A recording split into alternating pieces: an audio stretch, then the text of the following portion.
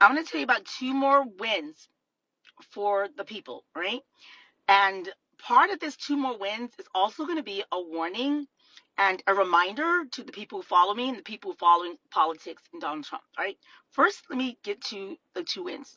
A judge in Illinois, in Chicago, Northern District of Chicago, issued a preliminary injunction, temporary restraining order, essentially telling the Trump administration, Department of Homeland Security, ICE, to stop doing projectiles and pellets and attacking people trying to exercise the First Amendment right, including journalists.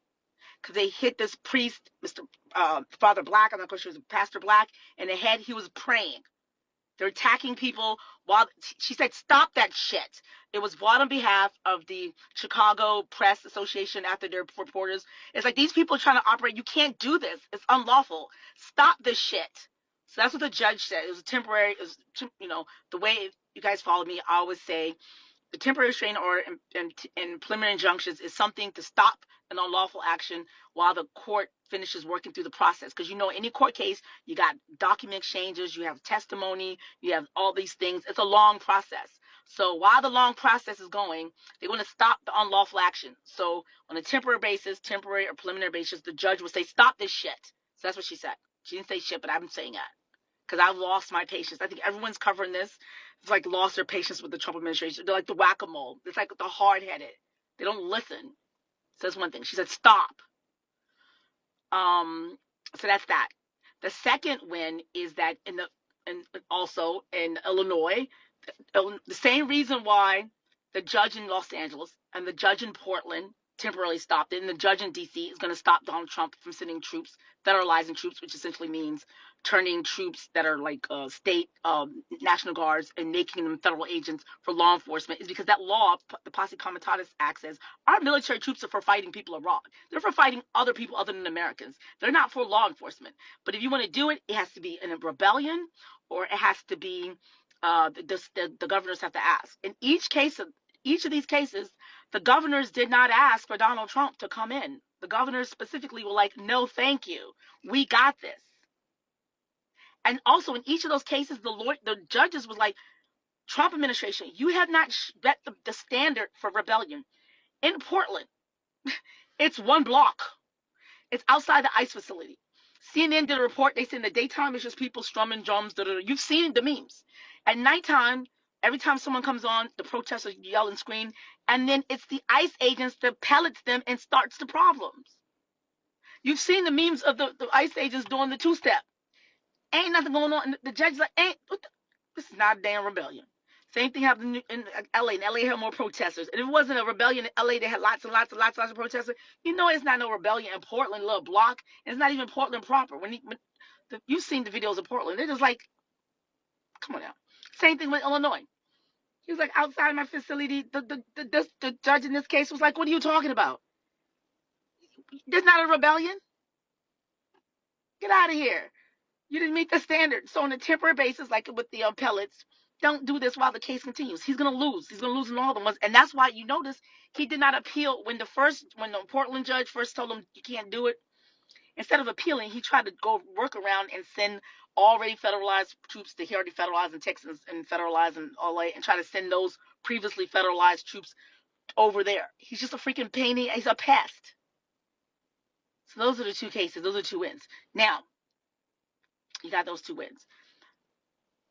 What I need y'all to do is when you hear Donald Trump say anything in public, he's doing this, he's doing that, I'm going to do this, I'm going to sue this, I'm going to prosecute Letitia James, I'm going to indict, go and prosecute James Comey, go and prosecute John Bolton, I'm going to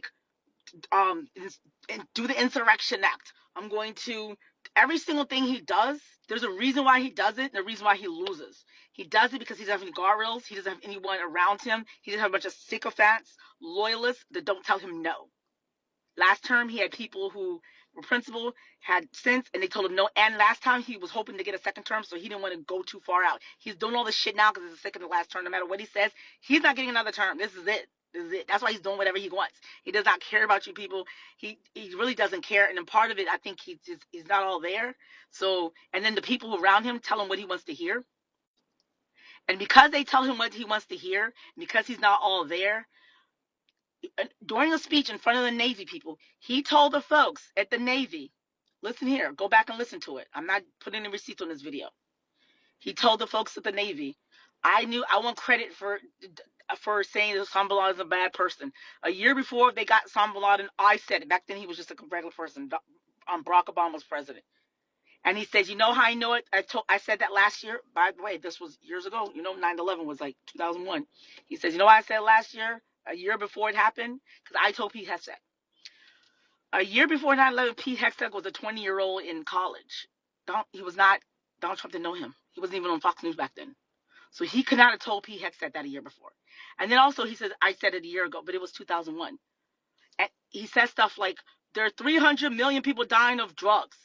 There's like 60 million people worldwide die of all sorts of diseases and causes accidents. Americans only have like 170 million in America. So 300 million people not dying of drugs. He just makes up numbers. He makes up facts. That's why you can't take what he says for granted. No matter what he says, he has no one to tell him, no, grandpa, we can't do that. And they're just like, okay, yes. And he says, go do it. They're like, all right. And they go through the motions and they lose. And then he says, oh, it's the judges. And then the stupid MAGA people like, they're leftist judges. No, he didn't have the authority to do it. He has no law, no nothing to back them up. And that's why even Trump judges appointed by Trump and judges appointed by Reagan and judges appointed by George W. Bush wrote against him because there's no basis. There's no facts or law. Now, that is that. I want to get off that my chest because so many people, and I want to be nice and kind, continue, even people try to troll me because he says something and they be like, oh, he said, that's not a gimme. You're not coming under my post telling me something that Donald Trump says as a gotcha, like, Donald Trump said, so what? He says stuff all the time. And each time he says something, he either reverses because he's taco, or a court bats him down, or he changes because of public opinion, or he just stops talking about it and it goes away. There's so many things. It's so chaotic. Every single day there's something. So because every day there's something, you don't know, you just, it's just so much, it's overwhelming. There's been so many scandals we can't even keep up. The Tom Homan scandal, the Signal Gate 1, Signal Gate 2, the FISA, oh my, there's so much. There's like 1,001 scandals, and so we can't even keep up with them. And it's just shock and awe, and it's just crazy. It's just chaotic. Oh my God. So stop taking what he says for gospel, because he says all sorts of stuff. And definitely don't come into my page telling me, is it true now? I heard he said this. I heard somebody was trying to troll me with something. It's like, oh my God, stop. Okay, you know what? I'm going to discuss this more further under my paywall, because I want to be nice here on public face. So if you're watching this on TikTok, I'm going to put it up. I'll put it in my TikTok private community. If you're watching on YouTube, I'll put it in my YouTube private community. I'm really horrible on putting stuff on Patreon. I gotta figure something out about that. I'm going to put it on Patreon, and I'm going to put it underneath the paywall on Substack. If you watch this on Substack, I'll get a deeper dive into my thoughts on all this. Anyway, that's it. Those two cases. I'm not putting, I didn't put any receipts. Oh, am I going to put receipts?